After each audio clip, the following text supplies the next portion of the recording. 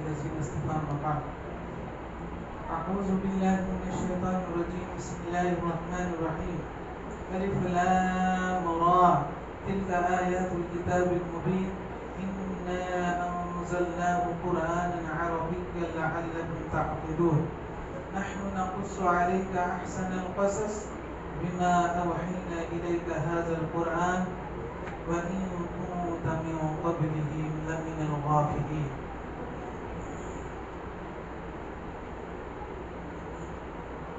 اللہ تعالیٰ کا فضل و احسان ہے کہ اللہ تعالیٰ نے ہمیں آج 5واں روزہ اور چھٹی تراویح کی نماز باجماعت ادا کرنے کی توفیق عطا فرمائی. الحمدللہ. اللہ تعالیٰ سے دعا ہوں کہ اللہ تعالیٰ ہم سب کے رمضان کے روزے اسی طرح صحت و عافیت کے ساتھ رکھنے کی توفیق عطا فرمائے اور ہمیں باجماعت نماز ادا کرنے کی بھی توفیق عطا فرمائے. آمین.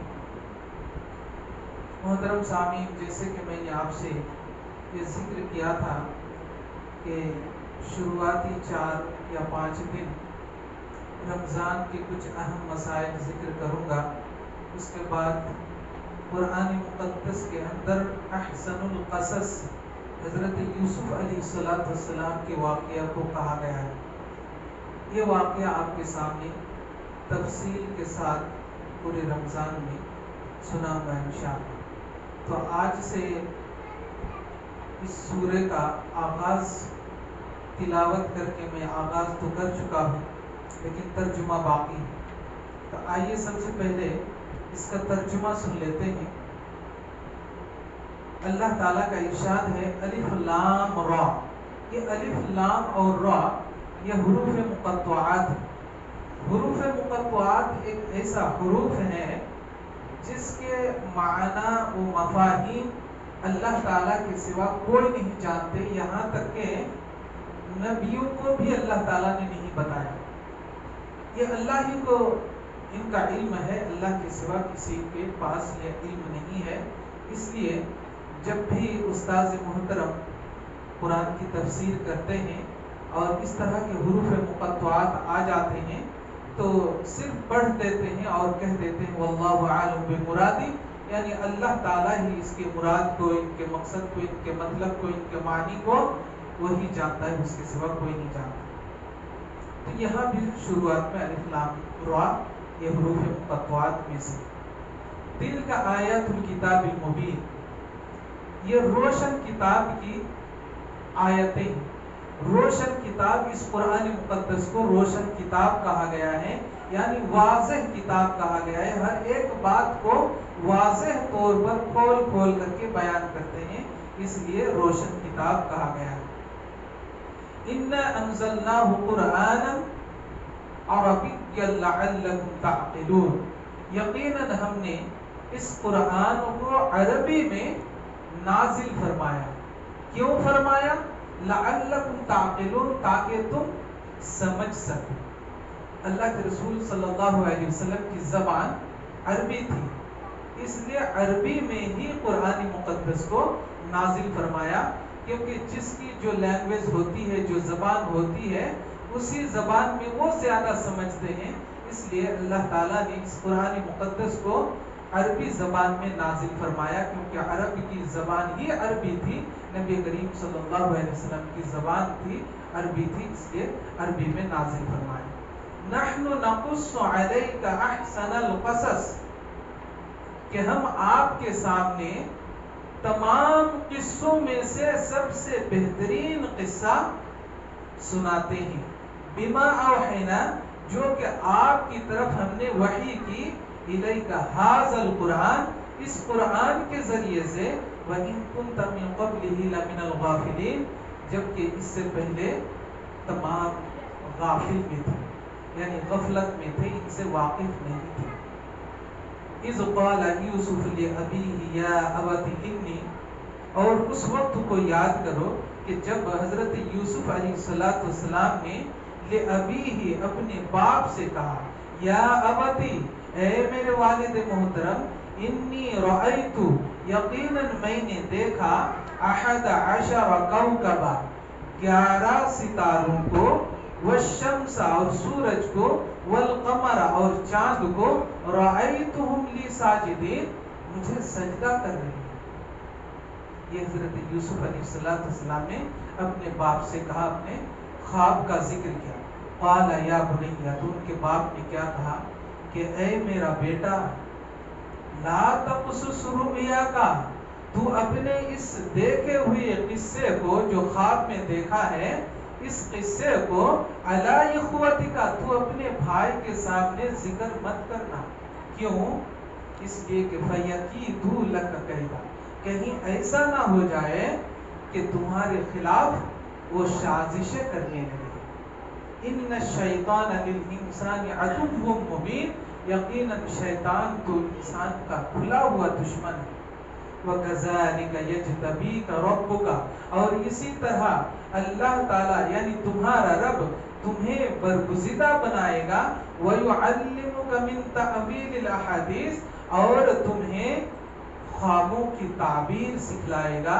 वयुतिम्मु निअमतहु, और अपनी निअमत तुम पर निछावर कर देगा। वअला आलि याकूब, और अहले याकूब पर, कमा अतम्महा अला अबवै, जैसे कि उन्होंने उनके आबा व अजदाद के ऊपर इत्माम किया था, मुकम्मल किया था। मिन क़ब्ल इब्राहीम व इसहाक़, यानी इससे पहले इब्राहीम और इसहाक़ पर। इन्न रब्बका अलीमुन हकीम, यकीनन तेरा रब जानने वाला और हिकमत वाला है। ये पूरे एक रुकू का तर्जुमा आपके सामने सुना दिया। आइए अब इसका खुलासा सुनते हैं। एक दिन में इसका वाक़या ख़त्म नहीं होगा, लगभग ये पूरा रमज़ान चलेगा इंशाअल्लाह। तो आइए इस वाक़या का शुरुआत करते हैं। शुरुआत करेंगे तो थोड़ा सा पीछे जाना पड़ेगा। इस वाक़या को सुनने के लिए थोड़ा ज़हन बनाना पड़ेगा, उसकी तहमीद बनानी पड़ेगी, उसका हेडलाइन बनाना पड़ेगा, जब जा कर के ये वाक़या समझ में आएगी। सबसे पहले आपको ये बता दूं कि हज़रत इब्राहीम अलैहिस्सलाम, ये मशहूर मारूफ अल्लाह के पैगम्बर खलील हैं। इनके दो बेटे थे, इनके दो बेटे, एक का नाम इस्माइल, दूसरे का नाम इसहाक। थोड़ा सा मेरे साथ दीजिएगा तो आपका भी ज़हन बनेगा इंशाअल्लाह। हज़रत इब्राहीम के कितने बेटे? दो बेटे, एक का नाम इस्माइल, दूसरे का नाम इसहाक। अब इसहाक के दो बेटे, इसहाक के दो बेटे, और वो दो बेटे भी जुड़वा बेटे। एक साथ जो दो बेटे या बेटियां पैदा होते हैं ना, वैसे हजरत इसहाक अलैहिस्सलाम को भी जुड़वा दो बेटे पैदा हुए। एक का नाम महीस, एक का नाम महीस और दूसरे का नाम याकूब। पहला कौन पैदा हुआ? महीस पैदा हुआ। उसके थोड़ी देर के बाद याकूब पैदा हुए। तो हजरत इसहाक के दो बेटे हो गए, एक महीस, दूसरा याकूब। अब याकूब अलैहिस्सलाम के एक रवायत के मुताबिक दो बीवी, एक रवायत के मुताबिक 3 बीवी, एक रवायत के मुताबिक 4 बीवी, लेकिन जो सही और ठोस रवायत है वो 2 है। हजरत याकूब अलैहिस्सलाम की 2 बीवी थी। एक का नाम, जो पहली बीवी थी, उनका नाम है लया, लया, लाम या अलिफ, लया। और दूसरी जो बीवी थी उनका नाम था राहील, उनका नाम था राहील। हजरत याकूब अलैहिस्सलाम की जो पहली बीबी लया थी, उनके पेट से पूरे के पूरे 10 बेटे पैदा हुए, पूरे के पूरे 10 बेटे पैदा हुए। और जो राहील थी, इनके पेट से 2 बेटे पैदा हुए। तो टोटल कितने बेटे हो गए हजरत याकूब के? 12 बेटे हो गए। तो यानी जो पहली बीबी हैं, जो लया के नाम से जाने जाते हैं, उनके पेट से कौन कौन पैदा हुए? वो ये है, पहला यहूदा, दूसरा रूबेल, तीसरा शमऊन, चौथा लावी, पांचवा जबूलून, छठा यजुर, सातवां दान, आठवां फताई, 9واں جاد اور 10واں آصف، یہ 10 بیٹے لیا کے پیٹ سے پیدا ہوئے جو حضرت یعقوب علیہ السلام کی اولاد میں سے۔ دوسرے بیوی جو راحیل ہیں، ان کے پیٹ سے حضرت یوسف اور دوسرا بنیامین، یہ 2 بیٹے پیدا ہوئے۔ لیکن یہ بچے تو پیدا ہوئے، لیکن اس سے پہلے تھوڑا سا اور ذکر کر دوں کہ یہ جو محیص اور یعقوب ہیں جڑوا دونوں بھائی، حضرت اسحاق علیہ السلام ایک مرتبہ اپنے بیٹوں سے کہا کہ مجھے شکار کے کوئی جانور شکار کر کے لاؤ اور اس کا گوشت مجھے بھون کر کے مجھے کھلاؤ، میری دلی خواہش ہو رہی ہے، مجھے چاہت ہو رہی ہے۔ تو یہ بات سنتے ہی جو محیص ہے بڑا بیٹا فوراً شکاری کا جو شکار کرنے کا جو ہتھیار ہوتا ہے فوراً لیے اور جنگل چل دی۔ حضرت اسحاق علیہ السلام کا دل ان کے اوپر مائل تھا، محیص کے اوپر مائل تھا، لیکن ان کے جو ماں تھی، ان کا ماں کا دل یعقوب علیہ السلام کے اوپر مائل تھا۔ تو ایک بیٹا تو شکار کرنے کے لیے چلے گئے، کون؟ محیص، اور گھر میں کون رہ گئے؟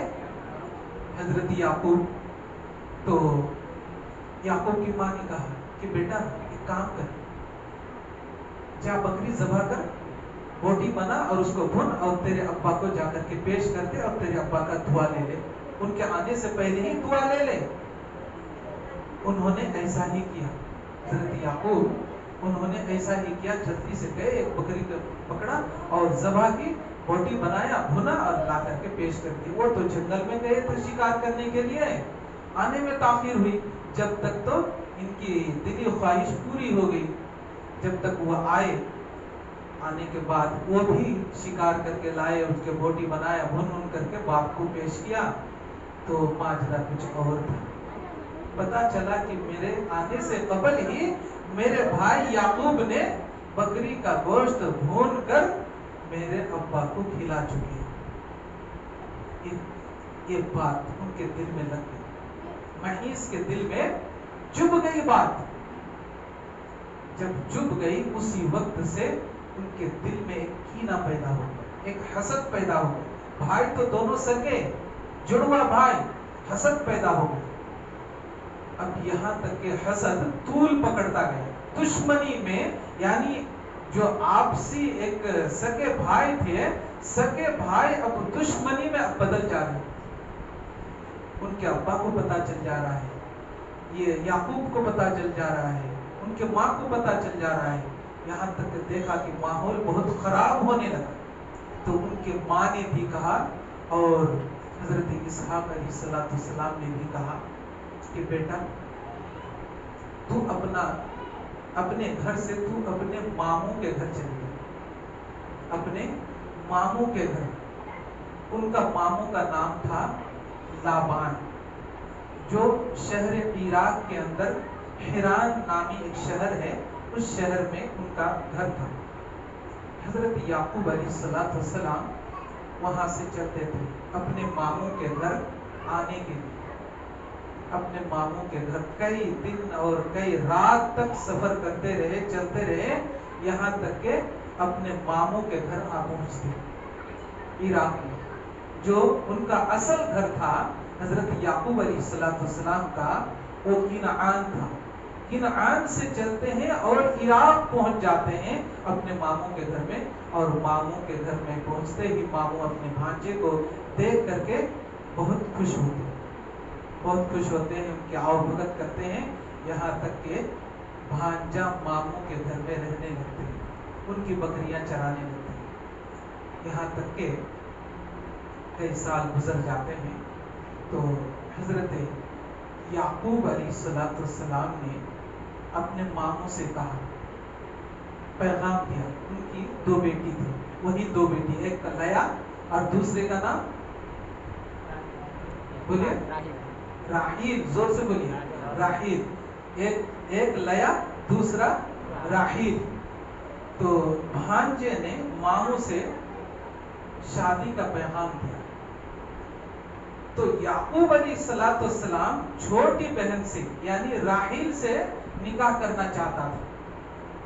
تو پیغام تو راحیل سے ہی دیا. حضرت یعقوب علیہ السلام نے پیغام راحیل سے ہی نکاح کرنے کا دیا اور حضرت یعقوب علیہ السلام کا پیغام ان کے ماموں نے قبول بھی کر لیا. لیکن کیا کیا کہ ٹھیک ہے تمہارا نکاح تو میں کر دوں گا لیکن اس کے بدلے میں ایک روایت کے مطابق 6 سال, ایک روایت کے مطابق 7 سال, 7 سال تک یا 6 سال تک تمہیں میرے گھر میں بکریاں چرانی پڑے گی اس کے مہر کے عوض, تبھی جا کر کے تمہارا نکاح ہوگا. منظور کر لیا حضرت یعقوب علیہ السلام نے, منظور کر لیا. 7 سال تک انہوں نے ان کے گھر میں ماموں کے گھر میں بکریاں چرائی. چرانے کے بعد جو پیغام تو دیا تھا راحیل سے نکاح کرنے کا, اب نکاح پڑھا دیا. لیکن نکاح پڑھایا کس سے؟ لیا سے. لیا سے نکاح پڑھایا. اب آج کل کے زمانہ تو نہیں کہ موبائل پہ بات ہو جاتی, جان پہچان ہو جاتے, دیکھ اٹھ لیتے. اس وقت ایسا نہیں تھا. جب شادی ہو کر آئے دیکھا ماجرا تو کچھ غلط ہے. پیغام دیا تھا راحیل سے اور نکاح پڑھایا لیا سے. یہ معاملہ تو الٹا ہو گیا. بھانجا نے ماموں سے کہا جو اب سسر بن گئے کہ ماموں آپ نے کیا کیا؟ میں نے تو پیغام دیا راحیل سے نکاح کرنے کا لیکن آپ نے نکاح پڑھایا کس کے ساتھ؟ لیا کے ساتھ. میں تو لیا کو پسند نہیں کرتا, میں راحیل کو پسند کرتا.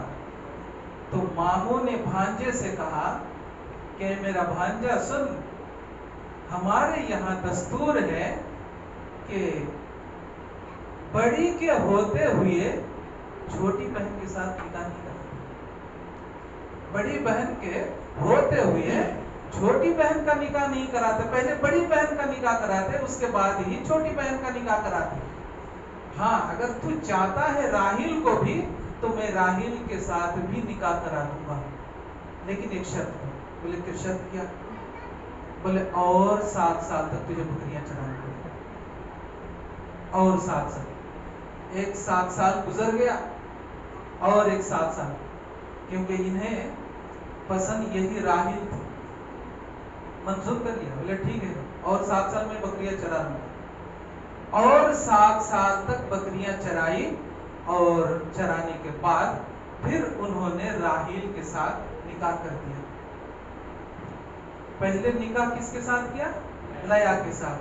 پھر دوسرا نکاح کس کے ساتھ کیا؟ راحیل کے ساتھ.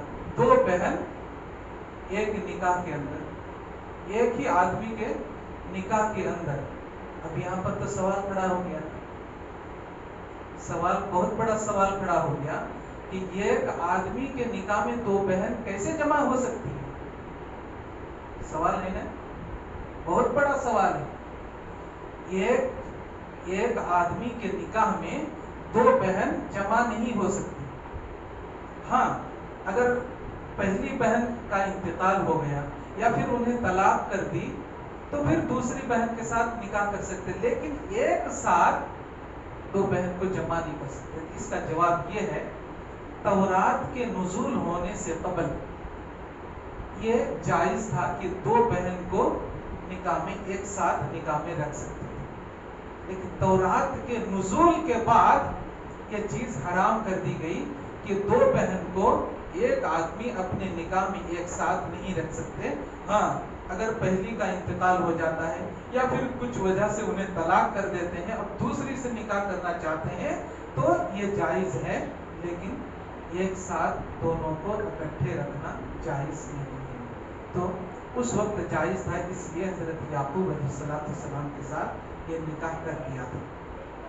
تو یہ لیا سے 10 بیٹے پیدا ہوئے اور راحیل سے 2 بیٹے, حضرت یوسف اور حضرت بنیامین, یہ 2 بیٹے پیدا ہوئے. اب یہاں سے اب ان کا قصہ آگے چلتا ہے. کتنا ٹائم ہو؟ 10. ٹھیک ہے انشاءاللہ یہاں سے آگے کل بولوں گا, کیونکہ اب تحمید باندھ دی ہے اب انشاءاللہ اب کنٹینیو چلے گا انشاءاللہ. اللہ تعالیٰ سے دعا گو ہوں کہ اللہ تعالیٰ ہم سب کو قرآن مجید کے ایک ایک حرف کو سمجھنے کی توفیق عطا فرمائیں، قرآن کا فہم عطا فرمائیں، قرآن کا ادراک عطا فرمائیں، قرآن مجید کے مطابق اپنی زندگی گزارنے کی توفیق عطا فرمائیں. یا اللہ تو ہر بلا مصیبت اور بیماری سے ہماری حفاظت فرما، ہمارے بال بچوں کی حفاظت فرما، ہماری ماں اور بہنوں کی حفاظت فرما، بلکہ پورے امت مسلمہ کی حفاظت فرما. یا اللہ تو ہماری نماز کو قبول فرما، ہماری صلاۃ کو قبول فرما، ہماری صوم سیام کو قبول فرما، ہماری تلاوت کو قبول فرما، ہماری اس بیٹھک کو قبول فرما. یا اللہ تو ہمارے ذکر اذکار تسبیح اور تحلیل تمام چیزوں کو اللہ تو قبول فرما لے. یا اللہ تو ہماری درگزر فرما، ہمارے گناہوں کو بخش دے، ہمارے والدین کو بخش دے. یا اللہ تو ہمارے بچے کو نمازی بنا دے. رب اجعلنی مقیم الصلاۃ ومن ذریتی ربنا وتقبل دعا. یا اللہ ہمارے بال بچوں کو نیک و صالح بنا، نمازی بنا. بے نمازی سے اللہ تو انہیں درکنار کر دے. یا اللہ تو ہماری دعاؤں کو اپنے فضل کرم سے قبول فرما. آمین تقبل یا رب العالمین.